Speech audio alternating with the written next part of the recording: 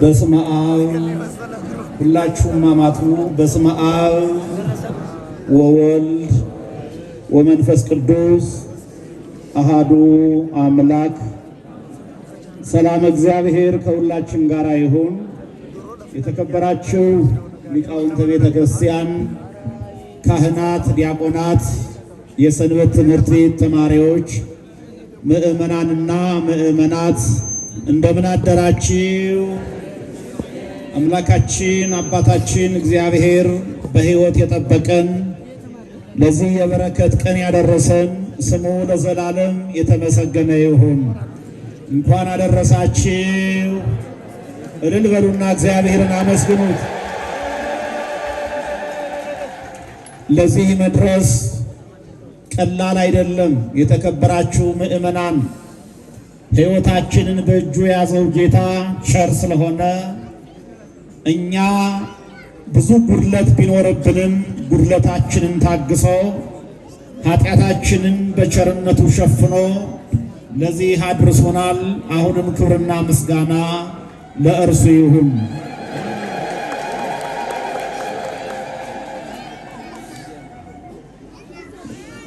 ወእመቦ ዘይቤለክሙ ምንተ ትገብሩ በሉ እግዚኦሙ ይፈቅዶሙ። ይህን ለምን ታደርጋላችሁ የሚላችሁ ቢኖር ለጌታ ያስፈልጉታል በሉ። የጌታችን የአምላካችን የመድኃኒታችን የኢየሱስ ክርስቶስ ቅዱስ ወንጌል ከ12ቱ ሐዋርያት አንዱ የሆነው ወንጌላዊው ቅዱስ ማቴዎስ እንደጻፈው ምዕራፍ 21 ቁጥር 3 ላይ ያለ ኃይለ ቃል ነው።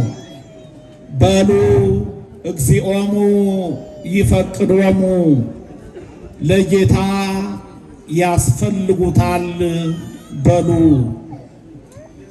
ለትንሽ ደቂቃዎች የዕለቱን በዓል እጅግ ምስጢሩ ሰፊ ቢሆንም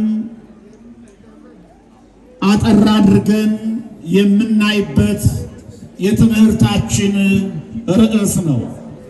የምስጢርና የእውቀት ባለቤት የአባቶቻችን የቅዱሳን ሁሉ አምላክ እግዚአብሔር ላቀደሙት ነቢያት፣ ለሐዋርያት፣ ለመምህራን የገለጠውን ምስጢር እንዲገልጥልን እውቀቱን ማስተዋሉ እንዲያድለን ቅዱስ ፈቃዱ ይሆንልን። ለጌታ ያስፈልጉታል በሉ። ይህን ቃል የተናገረው ጌታችን አምላካችን መድኃኒታችን ኢየሱስ ክርስቶስ ነው።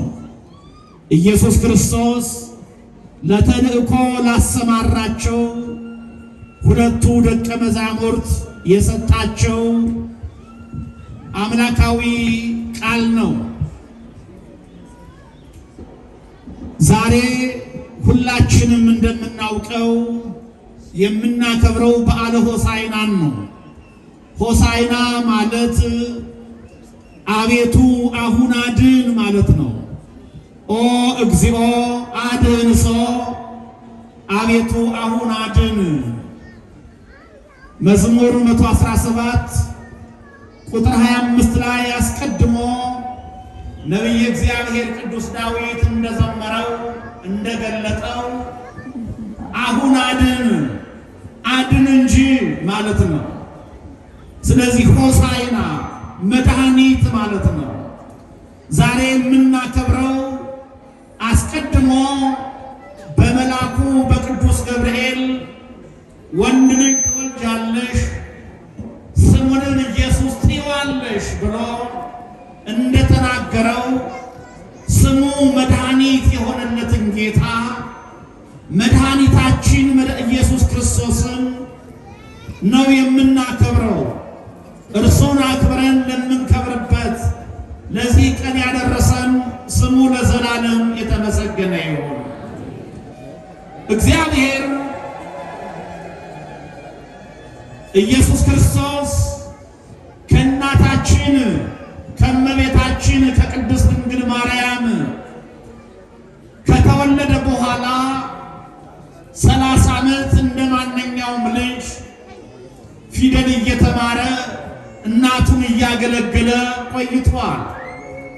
30 ዘመን ሲመላው በፈለገ ዮርዳኖስ በእደ ዮሐንስ ተጠምቆ ያ እንደ ሩቅ ብእሲ ክብር ይግባውና እንደ ተራ ሰው ይታይ የነበረው እንደ ማንኛውም ሕፃን እንጨት እየለቀመ ውሃ እየቀዳ ያገለግል የነበረው ጌታ አምላክነቱን ጌትነቱን ከገለጠ የባሕርይ አባቱ እግዚአብሔር ዝንቱ ውእቱ ወልድየ ይሄ ልጄ ነው ብሎ የእግዚአብሔር ልጅ እግዚአብሔር መሆኑን ከመሰከረለት በኋላ ሳይውል ሳያድር ወደ ገዳመ ቆሮንቶስ ነው የገባው። ገዳመ ቆሮንቶስን ገብቶ ከቆመ ሳያርፍ የዘረጋውን ሳያጥፍ ከጾመ ከጸለየ ሰይጣን ድል ካደረገ በኋላ ክርስቶስ የማስተማር ሥራውን ጀምሮ 3 ዓመት ከ3 ወር ወንጌልን ሰብኳል። አሁን ኢየሱስ ክርስቶስ የመጨረሻ የማዳን ሥራውን በሞቱ ለማጠቃለል እየቀረበ በመጣበት ጊዜ ነው ክርስቶስ ከደብረ ዘይት ተራራ ወደ ኢየሩሳሌም ወደ ታላቁ የሰሎሞን ቤተ መቅደስ አሁን አረቦች ተቆጣጥረውታል። ወደዚያ ትልቅ ቤተ መቅደስ ይጓዝ በነበረበት ሰዓት ነው ቤተ ፋጌ ደረሰ ይላል። ቤተ ፋጌ ማለት ፎናና ወይም የተመሳቀለ ጎዳና ማለት ነው። ወደዚህ የተመሳቀለ ጎዳና ወደ ኢየሩሳሌም አጠገብ ሲደርስ ነው ከደቀ መዛሙርቱ 2ቱን ክርስቶስ ላካቸው ይላል። ወደ ፊታችሁ ወዳለው መንደር ሂዱ አላቸው። ክርስቶስ ሐዋርያትን የጠራቸው ሊልካቸው ነው። እነ ማቴዎስን ከቀራጭነት፣ እነ ጴጥሮስን ከዓሣ አስጋሪነት፣ እነ ታዴዎስን ከልምድ ሰሪነት፣ እነ በርቶሎሜዎስን ከአትክልተኛነት ከተናቀው የሥራ መስክ የጠራቸው ክርስቶስ ለትልቅ ተልእኮ ነው፣ ለትልቅ ዓላማ ነው። ያ ተልእኮ ያ ዓላማ ወደ ጠፉት መሄድ ነው። ያ ተልእኮ ወደ መንደር መግባት ነው። የታመሙትን መፈለግ ነው። የተቸገሩትን መፈለግ ነው። የታሰሩትን መፈለግ ነው። ስለዚህ ነው ኢየሱስ ክርስቶስ በፊታችሁ ወዳለችው መንደር ሂዱ አላቸው። በዚያ የታሰረች አህያ ከውርንጭላዋ ጋር ታገኛላችሁ አለ። ከግልገሏ ጋር ማለት ነው። የታሰረች አህያ ታገኛላችሁ። ምን ያለች አህያ ነው ያለው? የታሰረች አህያ። በዘባነ ኪሩቤል የሚገለጠው ጌታ እንዴት ስለ አህያ ያወራል? ልብሱ እሳት ክዳኑ እሳት የተባለለት ማንም በማይቀርበው ክብርና ሞገስ የሚኖረው ጌታ መላእክቱ ሊቃነ መላእክቱ ቅዱስ ቅዱስ ቅዱስ እያሉ ያለ እረፍት የሚዘምሩለት ንጉሥ ይህን ዓለም ካለመኖር ወደ መኖር ያመጣው ካለመታየት ወደ መታየት የገለጠው ጌታ የ4 ቀን ሬሳ ላዛርን ያስነሳው ሙታንን ያስነሳው ለምጻሞቹን ያነጻው ድውያንን የፈወሰው ጌታ የዓለም ንጉሥ በፊታችሁ ወዳለችው መንደር ሂዱ፣ የታሰረች አህያ ታገኛላችሁ፣ እሷን ፈታችሁ አምጡልኝ አለ። ፍትሕዎን ወአምጽእዎን ሊተ፣ የታሰሩትን አህዮች ፈታችሁ አምጡልኝ። አያችሁ፣ ሐዋርያትን የጠራቸው የታሰሩትን እንዲፈቱ ነው ማለት ነው። ዛሬም የካህናት ጥሪ የታሰሩትን እንዲፈቱ ነው። የካህናት ጥሪ የታመሙትን እንዲጠይቁ ነው። የካህናት ጥሪ የተጨነቁትን እንዲያጽናኑ ነው። የካህናት የአገልጋዮች ጥሪ የወደቁትን እንዲያነሱ ነው። የአገልጋዮች ጥሪ የተጣሉትን እንዲያስታርቁ ነው። አምነን ጠምጥመን በክብር እንድንገለጥ ብቻ አይደለም የተጠራ ነው። የተጠራ ነው ለተልእኮ ነው። የተጠራ ነው ለትልቁ አገልግሎት ነው። ያ ትልቁ አገልግሎት የታሰሩትን መፍታት ነው። ምን ያሉትን? የታሰሩትን መፍታት።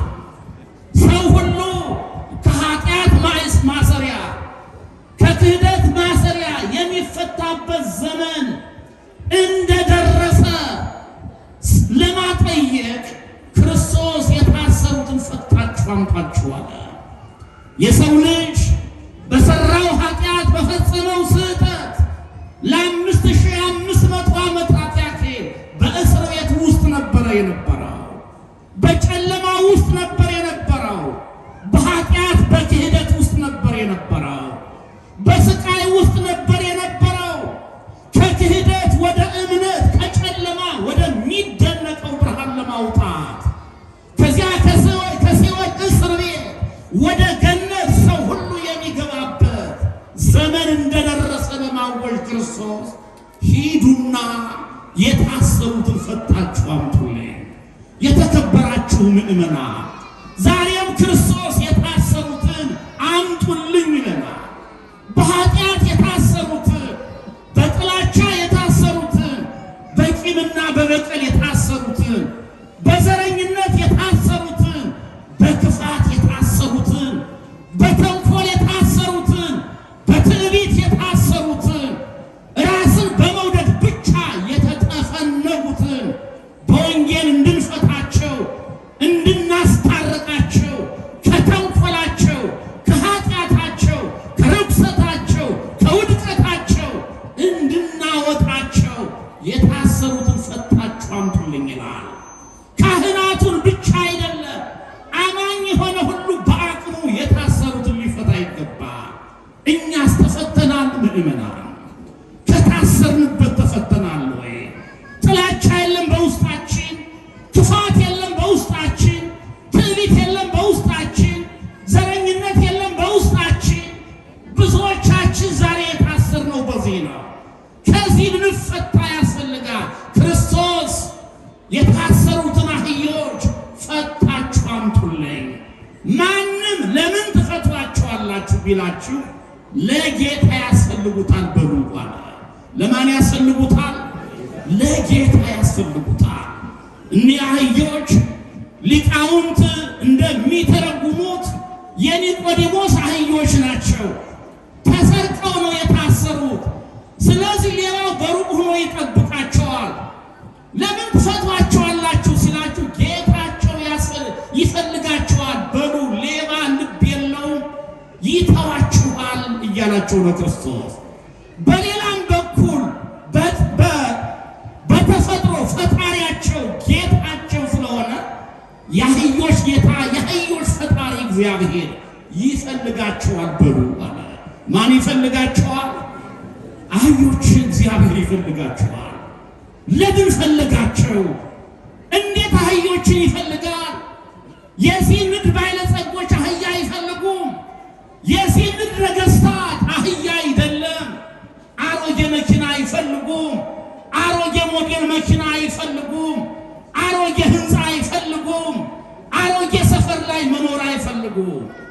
የኛ ጌታ የኛ ንጉሥ ክብር ይግባውና አህዮችን ይፈልጋቸዋል በሉ አለ። አህዮችን የሚፈልግ ጌታ አያችሁ። በእግዚአብሔር ዘንድ የማያስፈልግ ፍጡር የለም።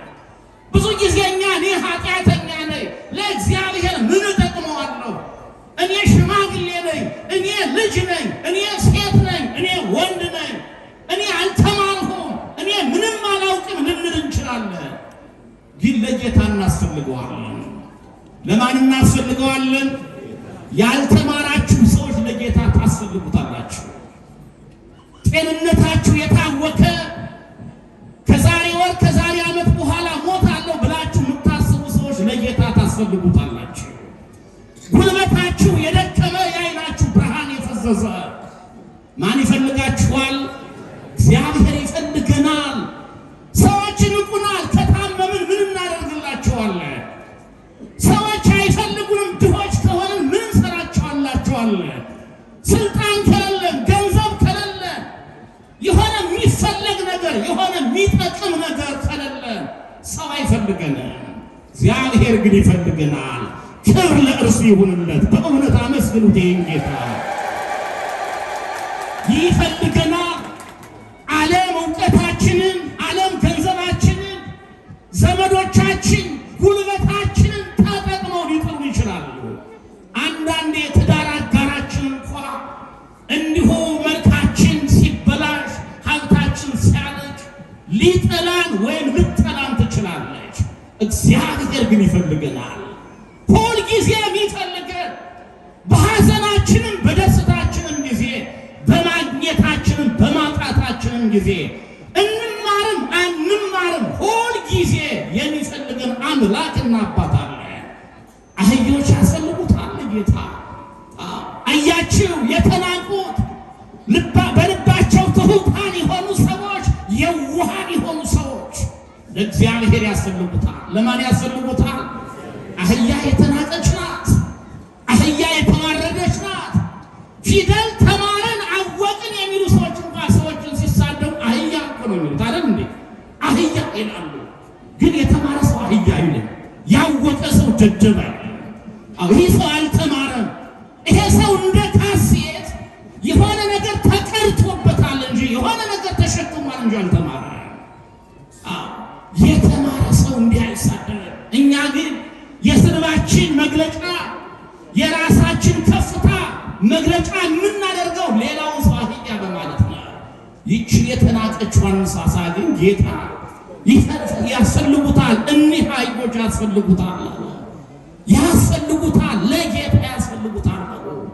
ትሑታን የሆኑ ሰዎች፣ ራሳቸውን ዝቅ ያደረጉ ሰዎች፣ ራሳቸውን ያዋረዱ ሰዎች ለጌታ ያስፈልጉታል። ለማን ያስፈልጉታል? እነ ፈርዖን ሳይሆኑ እነ ሙሴ ለጌታ ያስፈልጉታል። እነ ናቡከደነፆር ሳይሆኑ እነ ዳንኤል ለጌታ ያስፈልጉታል። ትሑታኑ ለጌታ ያስፈልጉታል። ይሄን ብሎ ሰደዳቸው፣ አዘዛቸው። የጌታን ትእዛዝ ተሸክመው ወደ መንደር ገቡ። ወደ ታሰሩት ሄዱ፣ ወደ ተሰረቁት ሄዱ። ዛሬ የተሰረቁ አሉ። ልባቸው በዓለም የተሰረቀ፣ ልባቸው በጥቅም የተሰረቀ፣ ልባቸው በኃጢአት የተሰረቀ የታሰሩ አሉ። በየመንደሩ የተጨነቁ አሉ። በየሰፈሩ እነርሱን እናምጣቸው ሂዱ ይለናል ጌታ። በኃጢአት የታሰሩትን እግዚአብሔር ይፈልግሃል። እግዚአብሔር ይፈልግሻል። ትፈች ዘንድ ትፈታ ዘንድ እግዚአብሔር ይፈልግሃል ነበራቸው። ሐዋርያት የታዘዙትን አደረጉ። አህዮችን ፈተው አመጡለት ለጌታ። ያ የሰማይና የምድር ንጉሥ በጽርሐ አርያም ሲኖር በከብቶች በረት የተወለደው በሰማነ ኪሩቤል ሲገለጥ እርሱ በአህያ ተጭኖ አሁን ወደ ኢየሩሳሌም አመራ ይላል። በምን ተጭኖ? በምን ተጫነ? ማነው በአህያ የተጫነው? እግዚአብሔር እኮ ነው። እግዚአብሔር እኮ ነው። አንድ ትልቅ ነው የሚል ሰው ይህን አያደርገውም። ለምን ይህን አደረገው ጌታ? በአህያ ተጭኖ ሁሉ የእርሱ የሆነለት አምላክ ለእግዚአብሔር ንድ በምላ ዓለምኒ ወኩሎሙ እለ ይነብሩ ውስቴታ፣ ዓለምና በዓለም ያለው ሁሉ የእርሱ ነው ተብሎ የተነገረለት አምላክ በአህያ ተጭኖ ወደ ቤተ መቅደሱ ሄደ። ወደ ቤተ መቅደሱ ሲሄድ ሰዎች ልብሳቸውን በአህያው ላይ ጎዘጎዙለት ይላል። ኮርቻ ይቆረቁራል። ኮርቻ ታውቃላችሁ? በበቅሎ በፈረስ ላይ እንዲሆን ሰዎች የሚቀመጡበት ነው። ይቆረቁራል። ልብስ ግን አይቆረቁርም።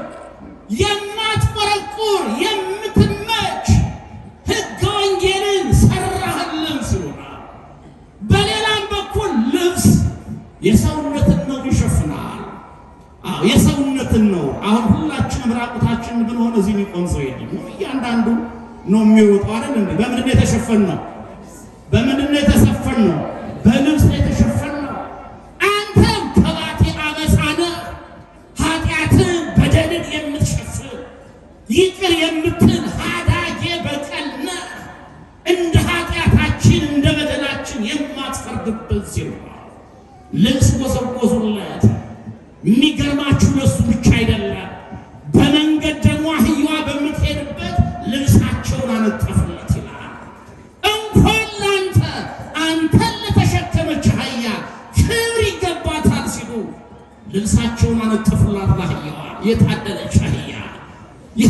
አህያ እንዲህ ናት። የሆሳዕና አህያ ክብሯ እንዲህ ነው። ይሄን ክብር ያገኘችው ማንን ስለተሸከመች ነው? ጌታዋን ስለተሸከመች፣ ጌታዋን ስለያዘች። አይሁድ አከበሯት፣ ዘመሩላት፣ ልብስ አነጠፉላት። ጌታችንን ስንሸከም፣ እግዚአብሔርን ስንይዝ፣ የእግዚአብሔር ማደሪያዎች፣ የእግዚአብሔር ቤተ መቅደሶች ስንሆን እንዲህ ነው። ዓለም ያከብረናል፣ ዓለም ያከብረናል፣ ይከተለናል። የእግዚአብሔር ቤተ መቅደሶች ስንሆን የእግዚአብሔር የሆኑት ይዘምሩልናል። ምእመናን እባካችሁ የእግዚአብሔር እንሆን። እስከ መቼ ድረስ ኃጢአትን ተሸክመን፣ እስከ መቼ በደልን ተሸክመን? ክርስቶስን እንሸከመው እንጂ ሥጋውን እንብላ፣ ደሙን እንጠጣ፣ የእርሱ ቤተ መቅደስ እንሆን እንጂ ሥጋችንን፣ ሰውነታችንን ከኃጢአት ከነውር እናንጻው። የእግዚአብሔር ቤተ መቅደሶች እንሆን። አህያዋን አከበሯት። እንደገና ዮሐንስ ቅድም ሲነበብ እንደሰማችሁ የዘንባባ ዝንጣፊ ይላል። ሦስቱ ደቀ መዛሙርት ደግሞ የዛፍ ዝንጣፊ ይላሉ። ከዛፉ ዝንጣፊ እንዲሁም የዘንባባ ዝንጣፊ ይዘው ሆሳዕና ለወልደ ዳዊት፣ ሆሳዕና በአርያም፣ ከዳዊት ዘር ለተወለደው ሰው ለሆነው ጌታ መድኃኒት መባል ይገባዋል እያሉ በፊትና በኋላ፣ በፊት የሚመሩት በኋላ የሚከተሉት ይዘምሩለት ነበር ይላል። ክብርና ምስጋና ለአምላካችን ለእግዚአብሔር ይሁንልን። ሆሳዕና በአርያም፣ ሰው የሆነው አምላክ የሆነው ሥጋ በአርያም መድኃኒት መባል ይገባዋል። ተመልከቱ፣ እግዚአብሔር ከሥጋችን ሥጋ ከነፍሳችን ነፍስ ነስቶ ሰው ሆኗል። ይህ ሰው የሆነው ጌታ ግን ቅድም በመግቢያ እንደነገርኋችሁ መልአኩ ቅዱስ ገብርኤል ስሙን መድኃኒት ትይዋለሽ ብሏት፣ ኢየሱስ ትይዋለሽ ብሏታል። ማን ትይዋለሽ? ኢየሱስ። ኢየሱስ ማለት ምን ማለት ነው? መድኃኒት ማለት ነው። ኢየሱስ ማለት አዳኝ ማለት ነው። እውነተኛውን መድኃኒት፣ እውነተኛውን አዳኝ ክርስቶስን ትወጂዋለሽ። ለ5500 ዓመታት ያክል በሰው ልጆች ላይ የነበረው ኃጢአትን፣ ክህደትን፣ ሞትን ድል የሚነሳው እውነተኛውን መድኃኒት ትወልጂዋለሽ ብሎ ነበረ። አሁን ደግሞ ሆሳዕና ብለው እውነተኛው መድኃኒት፣ እውነተኛው አዳኝ መባል ይገባዋል ተብሎ ለሥጋም ተዘመረለት። የተከበራችሁ ምዕመናን ኢየሱስ ክርስቶስ እንዲህ እየተዘመረለት እንዲህ ታጅቦ በዘባነ ኪሩቤል የሚገለጠው አምላክ በፈረስ ሳይሆን፣ በበቅሎ ሳይሆን፣ በነገሥታቱ ሰረገላ ሳይሆን በአህያ ተጭኖ ወደ ቤተ መቅደስ ገባ። ለምን በአህያ ተጫነ? ሊቃውንት እንዲህ ይላሉ።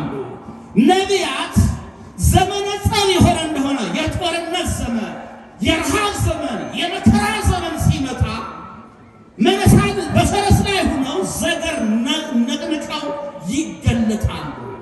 በፈረስ ተጭነው ዘገር ወይም ጦር ይዘው ከታዩ ጦርነት ይሆናል ማለት ነው። ዘመነ ሰላም፣ የሰላም ዘመን ከሆነ ደግሞ በአህያ ተጭነው መነሳንስ ይዘው ይገለጣሉ። ስለዚህ ኢየሱስ ክርስቶስ አሁን ሰላም ሆኗል ሲል ነው፣ ሰላምን ለማወጅ ነው። አስቀድሞ በትንቢተ ዘካርያስ ምዕራፍ 9 ቁጥር 9 ላይ ነቢዩ ዘካርያስ አንቺ የጽዮን ልጅ ሆይ ደስ ይበልሽ ብሎ ነበረ።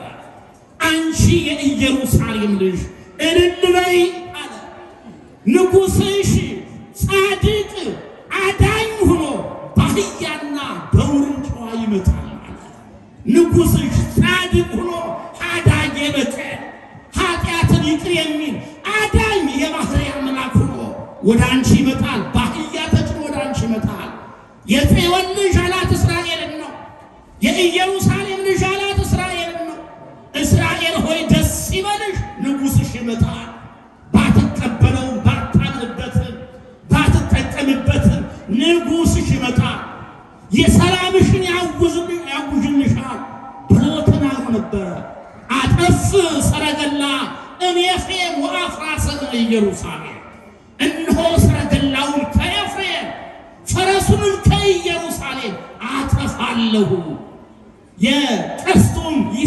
የሰልፉ ቀስት ይሰበራል፣ ለአሕዛብም ሰላም ይሆናል ብሎ ትንቢት ተናግሮ ነበረ። ፈረስና ቀስት የጦር መሳሪያ ነው። ከኤፍሬም ቀስቱን ፈረሱን ከኢየሩሳሌም አጠፋለሁ ማለት ጦርነት ይቀራል ማለት ነው። የሰይጣን ፍላጻ፣ የሰይጣን ተንኮል፣ የሰይጣን ፈተና፣ ሞት፣ ኃጢአት የሰው ልጆችን ለ5500 ዓመታት የገዛው ሞት ድል ይሆናል፣ ይሸነፋል። ቀስቱ ይሰበራል፣ ሰላምን ለአሕዛብ ያውጃል ተብሎ ነበረ። ስለዚህ አሁን ሰላም መጥቷል፣ ዘመነ ሰላም ሆኗል፣ ሕይወት ታውጇል ሲል የእኛ ሊቀ ካህናት፣ የእኛ ንጉሥ፣ የእኛ አምላክ ኢየሱስ ክርስቶስ በአህያ ተጭኖ በአህያ ላይ ሆኖ ወደ ቤተ መቅደሱ ገባ። በአህያ የተጫነ ሰው ሩጦ አያመልጥም። የሆነ ነገር ቢመጣ አሳዶም አይይዝም። የሆነ ነገር ቢፈልግ ክርስቶስን ከፈለጋችሁኝ አልታታም፣ ካልፈለጋችሁኝ ግን አልገኝም ሲል በአህያ ተጭኖ ወደ ቤተ መቅደስ ገባ። እንፈልገው ይሄን ንጉሥ፣ ከፈለግነው አናጣውም። እንፈልገው ይሄን ንጉሥ፣ በሰረገላ ላይ ያለውን በአየር ላይ ያለውን ሳይሆን በአህያ የተጫነውን ንጉሥ እንፈልገው። ይህ በአህያ የተጫነው ንጉሥ ነው በነፍስ በሥጋ ያከበረን፣ ከሞት ያዳነን፣ የሲኦል ደጆችን የሰበረልን፣ የገነት በሮችን የከፈተልን ይሄ የሰላም ንጉሥ ነው። የክብር ንጉሥ ይግባ። ካህናት ይሄን ነበር ሲሉ የነበረው። ዲያቆኑ በሩ ይከፈት እያለ ሲዘምር ከውጭ ሆኖ ማነው እርሱ? ካህኑ ጠየቀ፣ ማነው እርሱ? እርሱ የክብር ንጉሥ፣ የሰላም አምላክ፣ የሰራዊት ጌታ እግዚአብሔር ነው። ይግባ ብሎ በሩ ተከፈተለት። እሱማ ይግባ። የቤተ መቅደሱን በር ብቻ አይደለም መክፈት ያለበት፣ የልባችንን በር እንክፈትለት ለዚህ ንጉሥ። በውስጣችን ትዕቢት ያለ፣ ክፋት ያለ፣ ኃጢአት ያለ፣ ነውር ያለብን ሰዎች በንስሐ የልባችንን በር እንክፈትለት ለዚህ ንጉሥ። በሩን ካልከፈትን ሰላም አይመጣም። ለዚህ ንጉሥ እጃችንን ካልሰጠን ቀስቱ አይሰበራል። ፈረሱ ቀስቱ የሚሰበረው፣ ጦርነት የሚጠፋው፣ የጦርነት ድምፅ ከኛ የሚርቀው ይህን የሰላም ንጉሥ ስንቀበል ነው። ክርስቶስ ኢየሩሳሌም ስላልተቀበለች ወቅሷታ፣ የሰላምሽን አላወቅሽን፣ የመጎብኘት ጊዜሽን አልተረዳሽን ተባለች ኢየሩሳሌም። ወገኖቼ እግዚአብሔር በብዙ ነገር ጎብኝቶናል። እግዚአብሔር በብዙ ነገር አይቶናል። የእግዚአብሔርን መጎብኘት ተቀብለን ንስሐ ገብተን ይሄን የሰላም ንጉሥ፣ ይሄን አምላክ ከልባችን ካመለክነው፣ ከእርሱ ጋር ከሆንን አስፈሪ የሆነው ነገር ሁሉ ይወገዳል። የሰላም አምላክ ሰላሙን ይሰጠናል። የሰላም ንጉሥ፣ የሰላም አምላክ ጌታ ለጌታ ያስፈልጉታል በሉ ብሏል። ሁላችንም ለጌታ እናስፈልገዋለን። የሆሳዕና ዕለት ብቻ ግን አይደለም፣ የስቅለት ዕለትም ለጌታ እናስፈልገዋለን። የሆሳዕና ዕለት ብዙዎች ዘምረው ነበረ፣ እልል ብለው ነበር፣ ተአምራቱን አውርተው ነበረ። የመከራው ቀን ዓርብ ዕለት ግን ጴጥሮስም ጠፍቷል፣ ማቴዎስም ጠፍቷል። ያ የ38 ዓመት በሽተኛው የተፈወሰውን በጥፊ መጥቶታል። ያ ይጋፋ የነበረው ዛሬ ይዘምር የነበረው ሁሉ ሸሽቷል። ከቤተ ክርስቲያን ጎን መሆን ያለብን፣ ከእግዚአብሔር ጋር መሆን ያለብን በሰላም ጊዜ ብቻ አይደለም፣ በዝማሬ ጊዜ ብቻ አይደለም፣ እንዲሁ በበዓል ጊዜ ብቻ አይደለም፣ ይስኩይ ብለን ለመሄድ ብቻ አይደለም። ሁልጊዜ ለጌታ እናስፈልገዋለን። ሁልጊዜ ለቤተ ክርስቲያን እናስፈልጋታለን። ሁልጊዜ ለአምላካችን እናስፈልገዋለን። ጌታ ይፈልገናል። ማን ይፈልገናል? ለማን ያስፈልጉታል? በሉ ለጌታ ያስፈልጉታል፣ ወይም ጌታቸው ይፈልጋቸዋል በሉ የተባለው። አህዮችን የፈለገ ጌታ እኛንማ ይፈልገናል። የሞተው ለኛ አይደል? መስቀል የተሸከመው ለኛ አይደል? መከራ የተቀበለው ለኛ አይደል? ይፈልገናል። የሚፈልገንና አምላክ እኛ የምንፈልገው ሁልጊዜ ከእርሱ ጋር እንድንኖር የእርሱ ቅዱስ ፈቃዱ ይሁንልን። የአምላካችን የእግዚአብሔር ቸርነት፣ የእናታችን የእመቤታችን የቅድስት ድንግል ማርያም አማላጅነት፣ የቅዱሳን ሁሉ